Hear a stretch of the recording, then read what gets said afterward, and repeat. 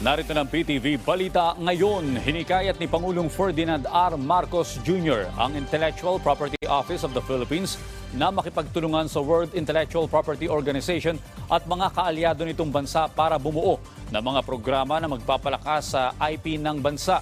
Sa kanyang pahayag na binasa ni DTI Secretary Alfredo Pascual sa World Intellectual Property Organization Asian Regional Conference, tiniyak ng Pangulo sa mga kaalyadong bansa na handa ang Pilipinas na tumulong para isulong ang pandaigdigang inisyatibo sa kalusugan at pananaliksik sa buhay ng siyensya, pagbabago at makabagong sistema. Naniniwala rin ng Pangulo na nasa pamamagitan ng Filipino-Ovation ay mapapaangat ang kabuhayan ng bansa sa pamamagitan ng paggamit ng siyensya at makabagong teknolohiya. Nanawagan din ang Pangulo sa mga Filipino scientists sa ibang bansa na bumalik na sa Pilipinas at tumulong para mapaangat ang kabuhayan sa Pilipinas.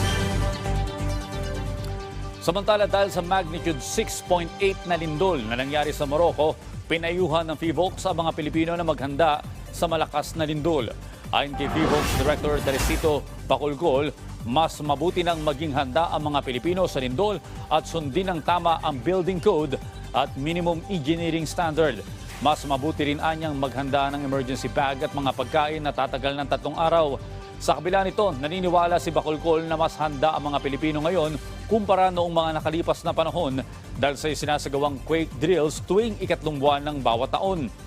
Pinaalalahanan din ng opisyal ang mga homeowners at mga residenteng nasa West Valley Fault na lisanin na ang kanilang lugar.